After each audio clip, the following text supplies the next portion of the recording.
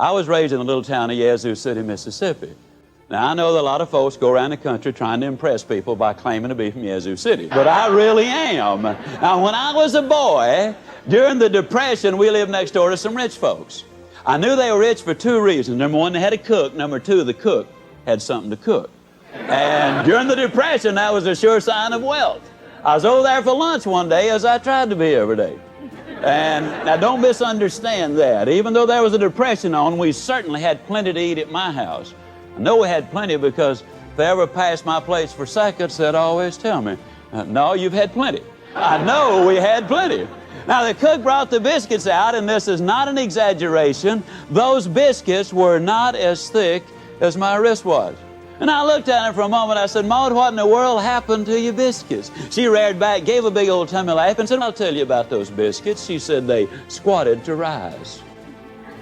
But she said they just got cooked in the squat. You know anybody that's getting cooked in the squat?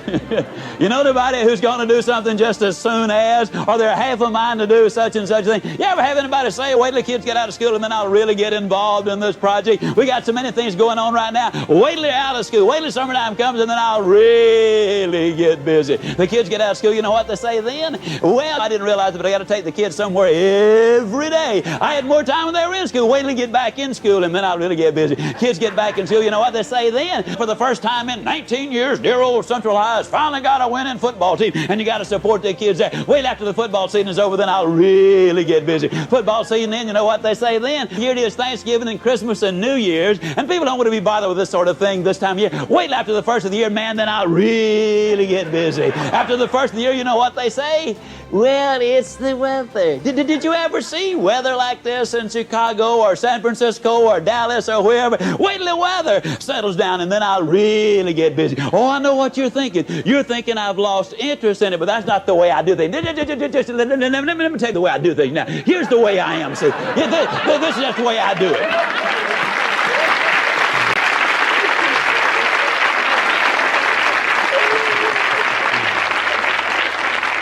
See, the way I do things is I get everything organized. I get it lined up. I have everything in just such and such order. And then, man, once I get it all put together, that's when I really get after it. I mean, that's just the way. I've always been that way. Do things that way. I know some of these other folks are ahead of me right now, but you just wait. I'll catch them. But this weather, it is just so horrible. Wait till it clears up. And the weather clears up, you know what they say then? Well, here it is. It's Easter time. And Easter time, that's a family time, and we always spend a lot of time together. And you said so yourself. The family is extremely important to you. You do the work for the family, and if you can't spend some time with them, you might as well not do all of the work. I mean, wait till after Easter's over, then I'll really get busy. And then after Easter, you know what they say? At long last, we've got some beautiful weather. And I haven't hit a golf ball or wet a hook and I don't know when. Man, I got to have some R&R. I got to have some rest and relaxation. And you say if you can't work all the time, an individual needs some time with themselves. Wait till I relax a little bit, and man, then I'll really get after it. And finally, they get after it a little bit. Or when they have the fun and relaxation, then they say, well, it's almost time for the kids to get out of school. And that's where we came in. As we'd say down home, folks, you can put this in your pipe and smoke it because it's the truth. The people who wait for Aunt Matilda to move out, or John to get on the day shift, or the new models to come out, or the new mayor to come in, or for the new advertising campaign to get started. The people who wait on the new senator in Washington, or until inflation slows or the rate of interest come down, the people who wait for changes to take place out there before they do the changing in here are flat going to end up getting cooked in the squat.